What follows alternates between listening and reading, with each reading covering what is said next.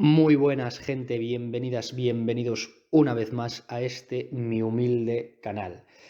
He aquí, damas y caballeros, la reseña de una novela interesantísima, una novela que se acaba de estrenar este mismo mes de febrero y que es Perictione o de la Libertad, de Ernesto Castro. A Ernesto Castro ya lo conocemos un poco en este canal porque yo creo que lo he citado en más de una ocasión, pero es que además ya he reseñado su novela anterior, que fue Jantipa o del Morir, que se publicó hace un año aproximadamente y que, bueno, como digo, ya he reseñado, que les dejaré por aquí el enlace a ese vídeo para que puedan ir a verlo aquí en alguna pestaña que aparecerá por la pantalla. Si encuentran similitudes entre los dos títulos que he mencionado, Jantipa del Morir y Perictioneo de la Libertad, no es casualidad. Lo que pasa es que se trata respectivamente de la primera y la segunda parte de una trilogía que está publicando el autor y cuya tercera y última parte pues está por publicar.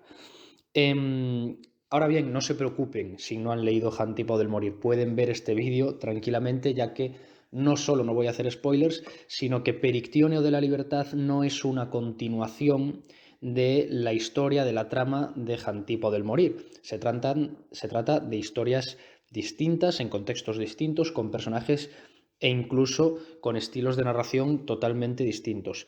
El hecho de que ambas pertenezcan a una trilogía se debe a que utilizan en diferentes versiones, en muy diferentes versiones de hechos, el género del diálogo platónico. De ahí que esta trilogía sea bautizada por su autor como trilogía platónica.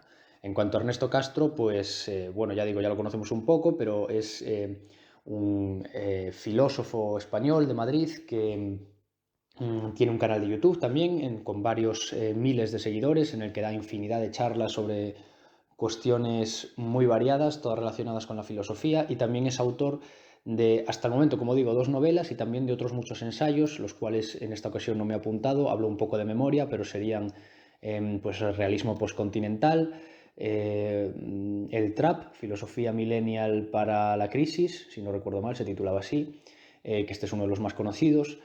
Y también recientemente, a finales del año 2022, publicó un conjunto de artículos que yo disfruté muchísimo y que devoré en cuestión de días, que se titula, vaya, El gran pan ha muerto. Pero bueno, vamos con la novela que hemos venido a reseñar, con el libro del que hemos venido a hablar, para no enrollarnos porque sospecho que este vídeo se nos va a hacer largo. Perictione o de la Libertad. ¿De qué trata esta novela? ¿De qué vamos a hablar? ¿Qué historia vamos a reseñar? Pues bien, Perictione es el nombre de la protagonista, no solo de la protagonista de esta novela, sino también de la madre del filósofo Platón. He ahí ya la primera referencia, la primera alusión que vamos a encontrar de entre muchas dentro de la obra. Perictione, entonces, como digo, es la protagonista y es una chica estadounidense con familia de origen griego que se muda a París en el año 68 para llevar a cabo una investigación de lo que hoy en día llamaríamos doctorado, ¿no? Pues una investigación sobre una autora. Se muda, como digo, al París del 68 previo a mayo del 68. Esta es una novela que pues, se desarrolla en ese contexto previo a las revueltas de mayo del 68. Entonces, desde el momento en el que Perictione se va de su casa en Estados Unidos, lo que hace es empezar a cartearse con cuatro personas que son su madre, su hermano, su mejor amiga y su directora de tesis, su tutora. Pues bien, esta correspondencia que mantiene Perictione constituye la novela en sí misma, lo que nosotros como lectores, lectoras, vamos a leer. Es decir, lo único que vamos a encontrar en la obra son las cartas que Perictione le manda a su madre, a su hermano, a su amiga y a su directora. En dichas cartas, lo que hace Perictione, entre otras muchas cosas, pues es narrar sus experiencias en París y reflexionar sobre ellas. No obstante, en el fondo, lo que vamos a encontrar siempre son ideas y reflexiones respecto a la libertad, que es el asunto central de todo esto. Entonces, pues bueno, tenemos una novela, como digo, epistolar o semi-epistolar, que yo creo, lo primero que se me ha venido a la mente en el momento de plantearme esta reseña ha sido que esta novela es tremendamente exigente. Es tremendamente exigente, yo creo. em, Creo que lo ha sido sobre todo para el autor, para Ernesto Castro, a la hora de escribirlo. Se nota bastante. De hecho, bueno, él mismo en un vídeo que hizo presentando la novela en su canal enseñó todos los libros que no había utilizado para la novela, es decir, todo aquello que había descartado, que había leído para esta obra y que definitivamente no había utilizado. O sea, y ya era una cantidad bastante considerable. Entonces, creo que es una novela bastante exigente, en primer lugar, para su autor y también, en cierta manera, para los lectores. Uno de los motivos, y aquí ya entramos en harina, vamos con lo que es la reseña en sí misma. Uno de los motivos por los que digo que Perictionia de la Libertad es exigente es, en primer lugar, por su innumerable cantidad de referencias a filósofos, filósofas, escritores, escritoras y en general personalidades que han existido en el campo de la intelectualidad, por así decirlo.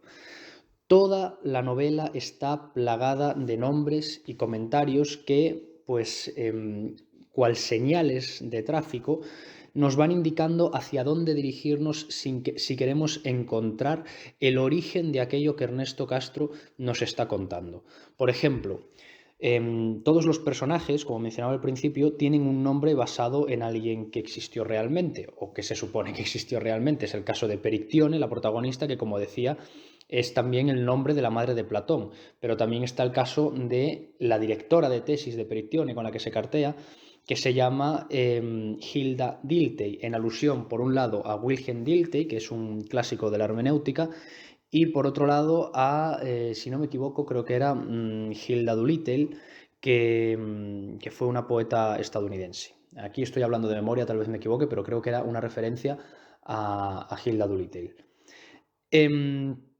Por otra parte, también hay veces que estas referencias, estas alusiones o homenajes son mucho más directas, y ahí es cuando Ernesto Castro va al grano, va a hablarnos de aquello que él ha leído para escribir esta novela, como es el caso, por ejemplo, en el que pone a dos personajes a debatir sobre la influencia que tuvo Diderot en el género de la novela epistolar, que es un momento bastante de metaliteratura, un momento de la novela en el que vemos a personajes reflexionar sobre la literatura en sí misma a través, como digo, de el asunto de cómo Diderot influyó en el género epistolar. También, por otra parte, está el momento en el que la protagonista se cartea, como digo, con su directora de tesis, y ahí pues le habla de los textos que está leyendo, de autoras como René Vivien, Sigmund Freud o Roland Barthes, etcétera, etcétera, etcétera. Vamos, que al final podríamos decir que esta novela contiene un montón de intertextualidad, tanto subliminal como absolutamente explícita, lo cual ya plantea un tema muy interesante. Porque a mí la intertextualidad me parece que siempre es positiva. Es más, ya saben que mi forma de entender la literatura es como un proceso histórico de puro diálogo entre autores, tradiciones, movimientos y corrientes. Para mí, entonces, cualquier obra que haga referencia a lo que ha venido antes que ella es ya algo que, o sea, ya cuenta con un punto muy a favor. Ahora bien, en algunas de las críticas que ya se pueden ir encontrando de Perictionio de la Libertad por internet, son todas bastante buenas, he de decir, pero sí que he encontrado algunas en las que se señala como algo negativo el exceso de intelectualidad o de referencias bibliográficas. Es decir, parece que, según estas críticas, Ernesto Castro habría incurrido en el error de generar una intertextualidad tan compleja que la novela se habría quedado reducida a una especie de producto reservado para muy pocas personas con un nivel bibliográfico elevadísimo. Y bueno, a mí esta crítica me parece muy interesante porque abre el melón, ese gran melón de si el arte en general y la literatura en particular, el valor del arte debe medirse por, por la accesibilidad del público a la obra. Pero bueno, esto, como digo, a mí me parece una reflexión muy interesante, pero no es algo en lo que yo vaya a entrar en este vídeo, por varias razones. La primera, por el tiempo, porque no me quiero ir por las ramas más de lo que ya sé que me voy a ir, pero también por otra parte porque no me siento preparado para dar una opinión u ofrecer una postura relevante. Lo que sí puedo decir sobre la novela de Ernesto Castro, en este sentido, es que yo no creo que su intertextualidad, que es compleja porque lo es, no creo que empañe las reflexiones, las ideas que propone sobre la libertad. Yo creo que la novela en su asunto, en su tema, en lo que trata, que es la libertad, es bastante accesible para todo el mundo, aunque luego, como decía, se vuelve exigente para el lector desde el momento en el que uno quiera adentrarse en toda esa intertextualidad e ir en concreto a todas esas ramificaciones que propone la novela. Pero como digo, yo creo que cualquiera puede captar lo que son las reflexiones que se plantean sobre la libertad, que al final es lo importante. Y claro, entonces alguien podría decir, ¿y qué sentido tienen entonces todas esas referencias si no son claves para entender la obra? Pues bueno, yo diría que también hay que tener en cuenta que hay dos tipos de referencias, dos tipos de intertextualidad en esta novela. Lo que decía antes, está por una parte la más sutil, la que son homenajes, alusiones a figuras históricas, y luego por otra parte las que son más explícitas. Yo creo que las que son más explícitas, como esos comentarios que se hacen sobre textos de Freud o de Roland Barthes o Diderot, etc., son aquellas que el propio Ernesto Castro sabe que son mucho más importantes para el mensaje de la obra. Y por eso precisamente las desarrolla y no las convierte en una simple, en algo simplemente ahí escondido en un detalle, sino que habla de ellas explícitamente con nombres y apellidos y las desarrolla y ocupa párrafos para ellas. Por ejemplo, los momentos de metaliteratura que mencionaba antes con Diderot o con Roland Barthes, en el momento en el que Perictione empieza a reflexionar, bueno, a transmitirle a su directora de tesis lo que opina sobre Roland Barthes y ese famoso texto de que el autor ha muerto, pues es un momento muy relacionado con la temática de la libertad dentro de la novela y un momento muy metaliterario, como digo, y precisamente por eso, por esa importancia, yo creo que Ernesto Castro, siendo consciente de ello, lo desarrolla y le da el espacio y la amplitud que merece a ese tipo de intertextualidad.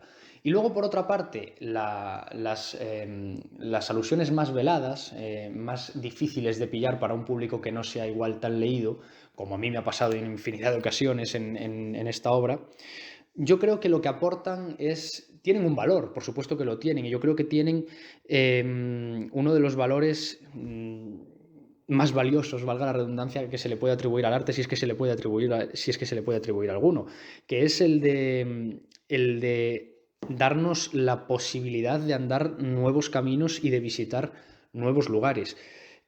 Por eso antes decía que las referencias a otros autores son como señales de tráfico.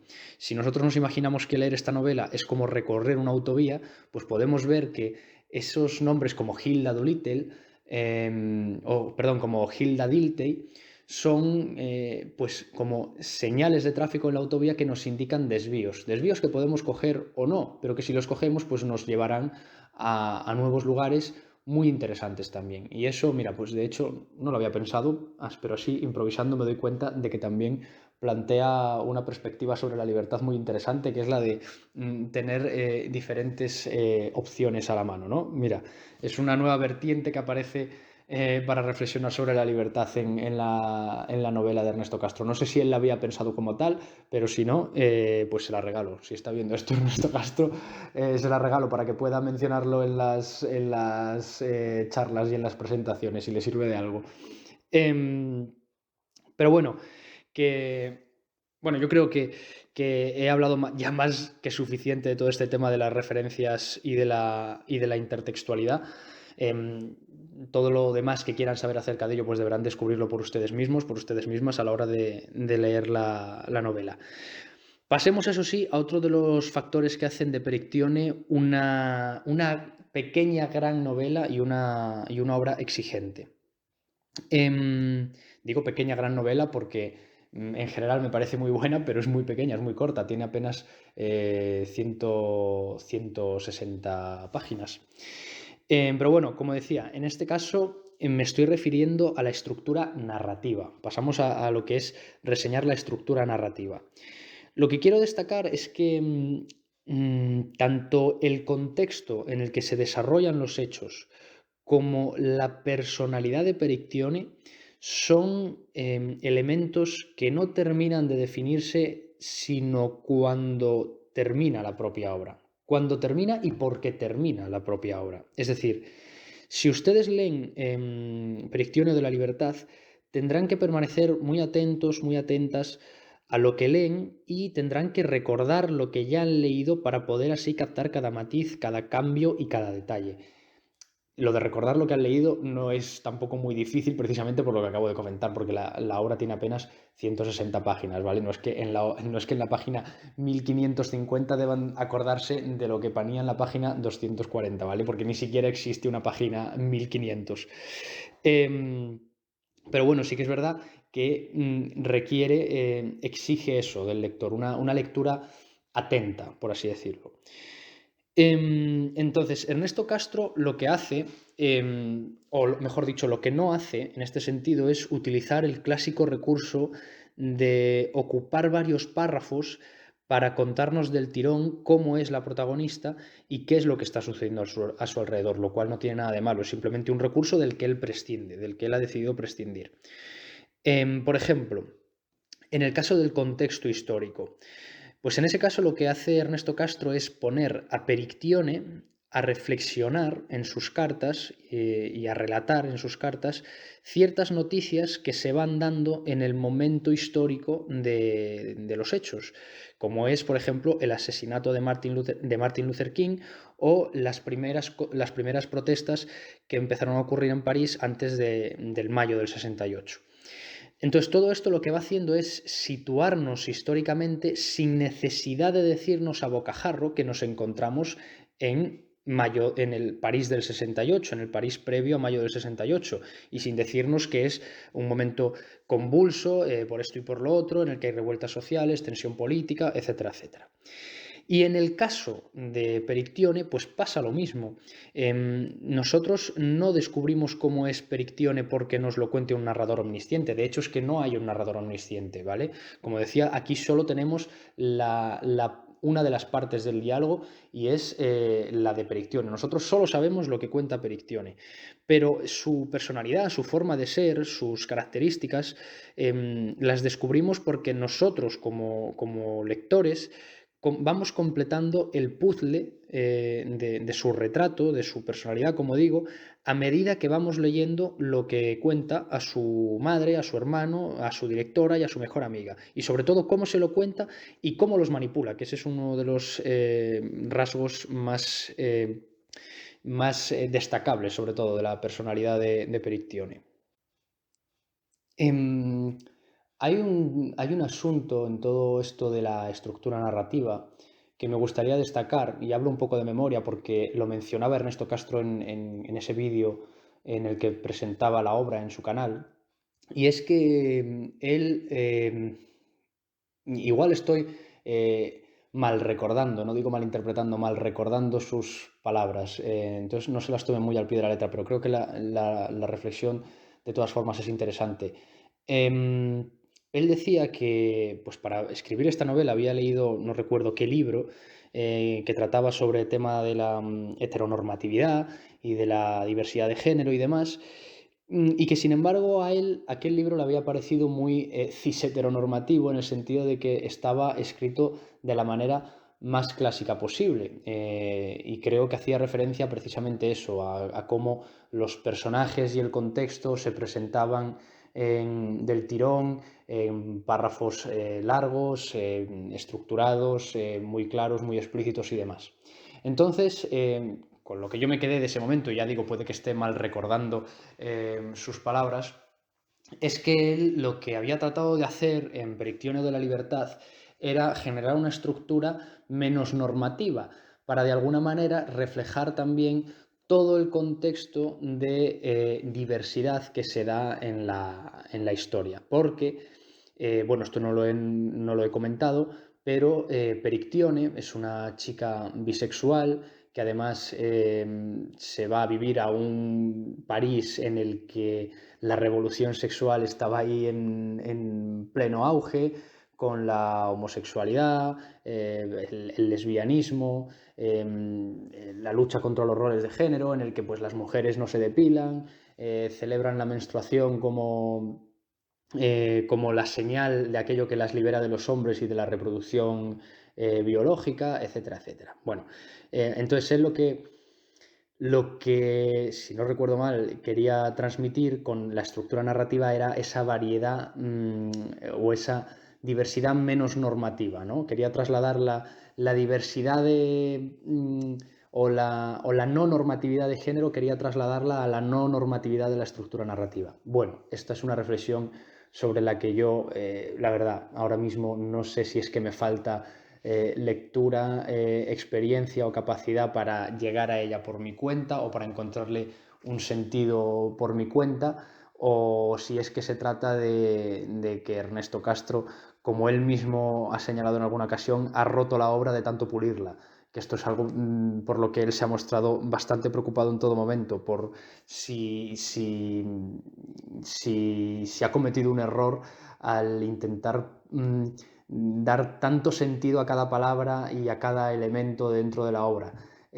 Bueno, yo no creo que la novela como tal peque de eso, aunque sí creo, y esto es asunto de otro vídeo y de otras reflexiones, que tal vez donde peque Ernesto Castro de eso es en su vídeo de presentación de la novela, en la que intenta, o me parece a mí, que intenta pues explicar lo que ya está explicando o mostrando o contando en la novela. Y de esa manera, pues, lo que rompe la novela es él mismo fuera de la novela. Es una cuestión, es una cosa bastante curiosa. Pero bueno, quería destacar lo del asunto del género, la bisexualidad, la revolución sexual de mayo del 68 y demás, porque está muy presente en toda la novela de Ernesto Castro y es un elemento muy importante para todo lo que hace Perictione y para todos los motivos que da aquello que hace. Lo digo para que pues lo tengan en cuenta también como parte de esta reseña. En cualquier caso, todo este asunto me lleva al siguiente punto del vídeo, de la reseña, que es el formato epistolar de la obra. Como ya dije en el caso de Jantipa o del Morir, la trilogía de Ernesto Castro es platónica porque recurre al diálogo platónico como formato principal de la narración.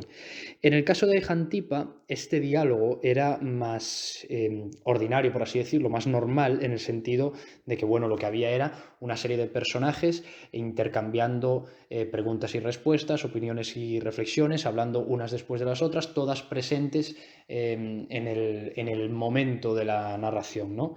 Sin embargo, en Perictione de la Libertad, lo que se plantea es un diálogo en el que solo podemos acceder a una de las partes.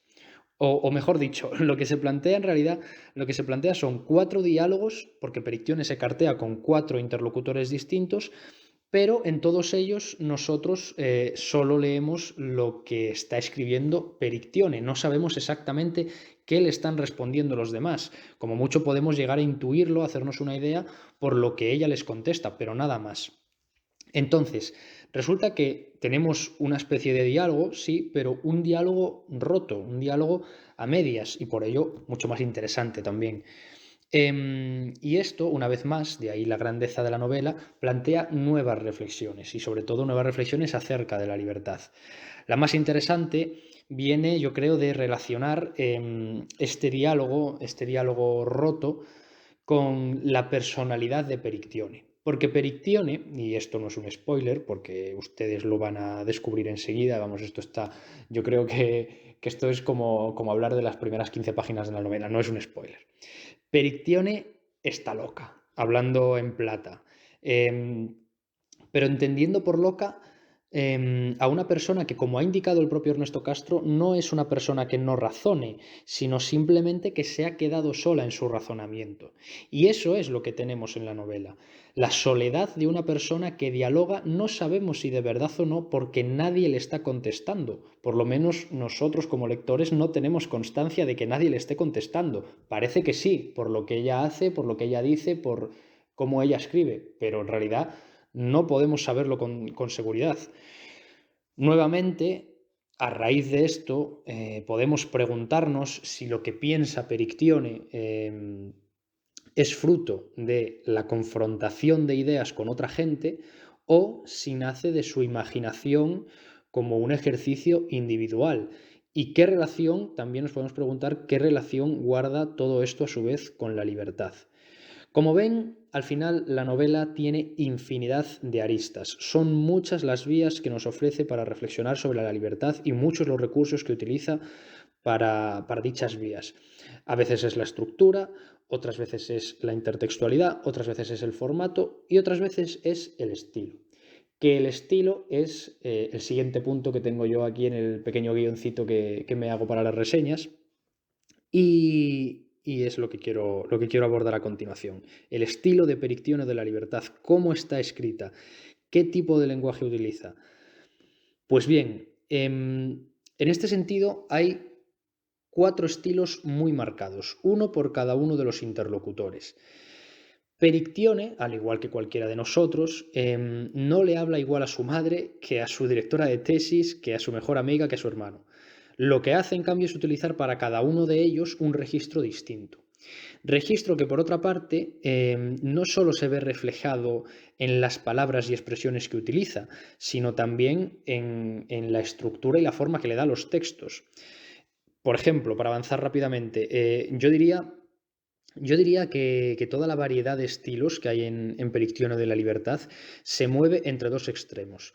Uno es el que Perictione utiliza para hablar con su mejor amiga y otro es el que utiliza para hablar con su directora de tesis. El primero de ellos es lo que podríamos llamar informal, tiene una serie de vulgarismos, podríamos llegar a decir, una serie de palabras, de expresiones más formales, más cercanas, más llenas de complicidad, y el texto, por su parte, pues tiene una estructura más irregular, menos normativa. A veces aparecen, por ejemplo, las líneas cortadas a la mitad, al estilo de un verso, e incluso llegan a ver en algún que otro momento ciertos recursos poéticos. Mientras que en el caso de la directora, el estilo es muchísimo más formal. El lenguaje tiende a lo académico, el texto se divide en párrafos con sangría y todo está mucho más estructurado, no más estructurado, sino más... es menos experimental, digamos, es menos normativo. Estoy utilizando muchísimo la palabra normativo aquí con absoluta irresponsabilidad. Pero bueno, creo que me estoy haciendo entender. El estilo, por otra parte, que Perictione emplea en el caso de su madre y de su hermano, que son los otros dos interlocutores, pues yo diría que, para no enrollarme, que son variaciones en el espectro que se encuentra dentro de estos dos extremos, ¿no? Del extremo de la amiga y de la directora de tesis.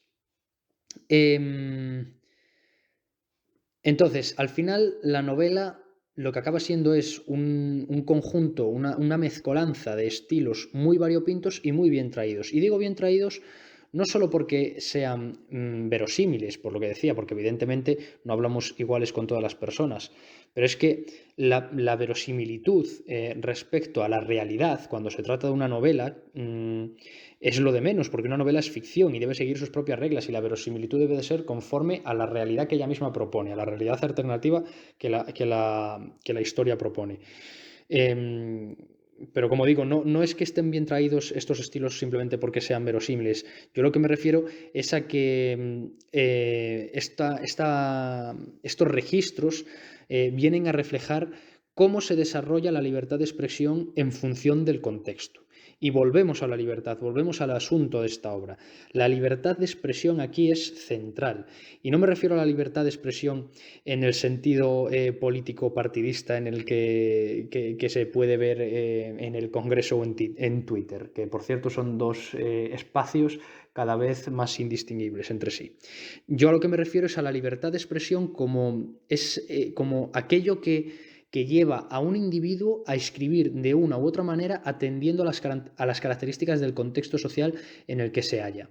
Al final resulta que Perictione no habla siempre como le da la santa gana, sino que se dirige a su amiga de una forma previamente concebida para el contexto de la amistad y a su directora pues exactamente lo mismo, pero con el contexto de lo institucional y lo académico. Sí que es verdad en este punto que podría señalar una pega a la novela de Ernesto Castro, y es una pega minúscula en comparación con todo lo bueno que tiene, pero la voy a señalar de todas formas. Y esa pega es el no haberse atrevido, el no haber querido, no sé, eso ya él lo dirá, si no ha querido, no se ha atrevido o no le ha parecido conveniente, a ir más allá con esta diferenciación tan marcada entre los 4 estilos distintos. Lo que quiero decir es que Ernesto Castro, por suerte, tiene un estilo muy propio, que quienes lo escuchamos asiduamente y quienes ya hemos leído un par de obras suyas, pues ya vamos reconociendo. Tiene varias características ese estilo, pero yo destacaría sobre todo una especie de humor que no soy capaz de definir muy bien. Precisamente por eso yo creo que me hace gracia, ¿no? Ahí está la clave del humor, en que si lo explicas se fastidia. Y en el caso de Ernesto Castro, pues es un humor que a mí me encanta, que siempre me saca alguna sonrisa cuando estoy leyendo ya sea una novela o un libro de no ficción, como es el caso de Gran Pana Muerto, porque utiliza un humor en el que la gracia está en los comentarios que hace, en el momento en el que los hace y cómo los hace. Tiene una manera de criticar a ciertas personas, ciertas figuras y ciertas formas de pensar en función de lo que le interese en el momento de la obra, pues muy particular. Es como ese tipo de personas que saben muy bien cuándo meter la pullita, y aunque la pullita en sí, si la pones escrita por sí sola no parece nada grave, solo por el momento en el que lo ha dicho y cómo lo ha dicho, genera una sensación de malestar muy parecida a la que genera el humor ácido, el humor gamberro. Y a mí eso me encanta y me parece que es un estilo muy característico de Ernesto Castro, que ya digo, no solo se ve en sus obras escritas, sino en su propio canal de YouTube cuando lo escuchan hablar. Es que tiene un sentido del humor que vamos, que es muy propio de él y que a mí me encanta. Y que en Perictione de la Libertad también está muy presente. Perictione es muy gamberra en ese sentido. Perictione es muy mordaz. No tanto como Ernesto Castro, Ernesto Castro, mejor dicho, no es tan mordaz como Perictione, porque sí que es verdad que Perictione está caracterizada de una forma más histriónica, también un poco por lo que digo, porque está un poco para allá, pero bueno, se ve el estilo de Ernesto Castro en el estilo de Perictione. Y eso yo lo lamento un poco, porque sé perfectamente, por lo que le escucho hablar a Ernesto Castro, que él no pretende trasladarse a sí mismo a la personalidad de sus personajes. Pero sí que es cierto que aunque Perictione le da a cada interlocutor un estilo distinto, mmm, hay ciertos momentos en los que dices, uy, esto es algo muy marca Ernesto Castro y aquí dentro de la novela no cuadra mucho. Por ejemplo, ese humor tan mordaz, como digo, a veces sale a relucir en las cartas con la directora de tesis y te saca un poco de ese tono académico, más formal, más constreñido que pretende o que se supone que pretende dar la novela en ese punto. Entonces, entiendo que forma parte de la personalidad del autor, del estilo del autor, y que también es en cierta parte, aunque llevada más allá, como decía, de la personalidad de Perictione, del personaje, pero es que hay momentos en los que te saca de aquello que propone la novela estilísticamente. Entonces yo ahí sí que pues lo destacaría como una pequeña pega. Pero vamos, que aún así la diferenciación de estilos está muy bien marcada, pero yo le echo en falta a Ernesto Castro eso, que hubiera ido un poco más allá, que si toma esa decisión de definir tan marcadamente los estilos y de darles un tono tan diferente a cada uno de ellos, que lo lleve hasta las últimas consecuencias. Es como yo lo veo, es la sensación que a mí me ha transmitido. No sé si ustedes han leído la novela, qué opinan de ello, me lo pueden dejar en los comentarios y si no, pues cuando la lean, vuelven aquí y lo hacen. En fin, y ya por último, porque esto se nos está yendo, madre mía, ¿por dónde se nos está yendo? Bueno, la obra así lo pide, es una reseña acorde a todo lo que la novela merece, a todo lo que la novela merece, vaya. Pero por último quiero hablar de un tema que solo tocaré por encima, porque de lo contrario creo que les arruinaría a ustedes el llegar a la interpretación de la obra por sí mismos, por sí mismas. Y se trata de las ideas que expone Ernesto Castro respecto a la libertad.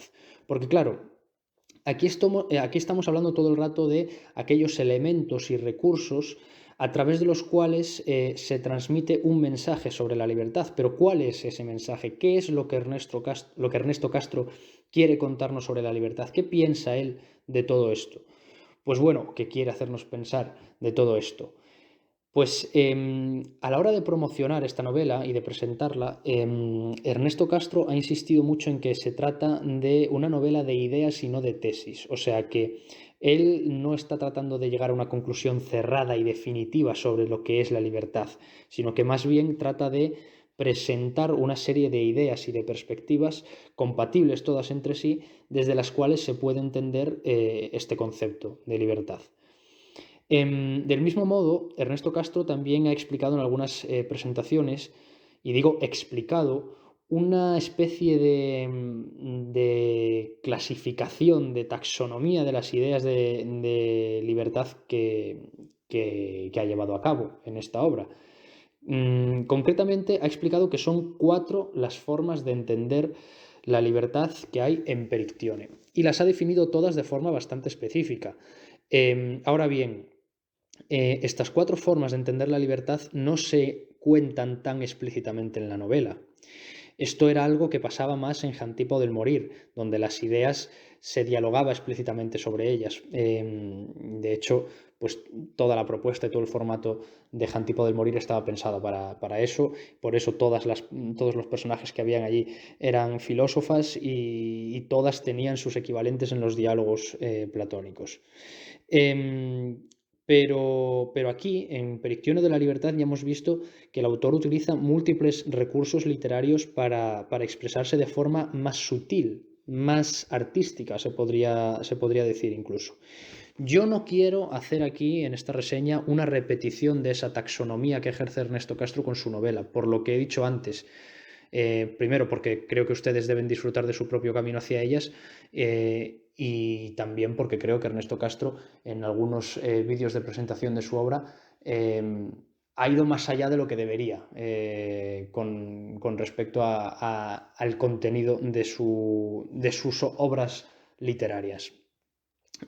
No obstante, sí puedo decir y diré que en Perictione la libertad es algo muy complejo, gracias a Dios. Tampoco cabría esperar menos de ello. Entonces, si ustedes manejan ese concepto cotidiano, simplón y casi chabacano de la libertad, según el cual esto consiste pues, en poder hacer lo que se quiera y listo, pues se encontrarán con que no es tan sencillo. En esta novela podrán ustedes explorar el fenómeno de la libertad como algo condicionado por muchos factores personales y sociales. Perictione es el sujeto sobre cuya libertad reflexionamos, evidentemente, pero enseguida comprendemos que Perictione está determinada por muchos factores que van más allá de ella y que la llevan a elegir de manera supuestamente libre lo que hacer, y sin necesidad de pasar por la amenaza, la coerción o la simple necesidad, sino que hay una serie de mecanismos ajenos a la vida y a la voluntad de Perictione, que sin embargo influyen en ella de tal manera que, aunque ella cree hacer, o aunque parece en apariencia que ella hace algo por decisión propia, pues a nosotros la novela nos está contando, nos está dejando entrever todos esos mecanismos externos que la han llevado hasta allí, lo cual nos permite también, pues, a nosotros como lectores, reflexionar sobre qué es la libertad. Al final, y con esto ya termino, si yo les tuviera que dar una pregunta con la que abordar esta novela, esa sería: ¿hasta qué punto somos libres cuando creemos serlo?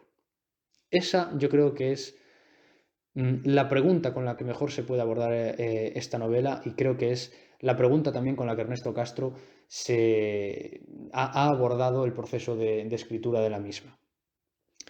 Y creo que me voy a callar ya, porque creo que ha sido ya más que suficiente. Al final yo me hago un guión para mandarlo a tomar por saco, me apunto aquí 4 cosas para poder acotarlas y resulta que me voy por las ramas y cuento, no sé ni lo que cuento. Pero bueno, creo que la novela, como decía, lo merece. Merece desde luego ser leída, yo les invito a que lo hagan, les invito también a que hagan lo mismo con Jantipao del Morir, que sigan el proceso de esta trilogía platónica, que a mí me está pareciendo interesantísima. Les invito, por supuesto, a que vayan a ver todas las reseñas que yo haga sobre dicha trilogía y las que hago de otras novelas de otros autores también, ya dicho sea de paso, que se suscriban, que le den a la campanita, que eso me ayudaría muchísimo. Y bueno, que me callo ya. Hasta aquí la reseña de Perictione de la Libertad. Esto ha sido todo. Muchas gracias por llegar hasta aquí. Nos vemos en el próximo vídeo.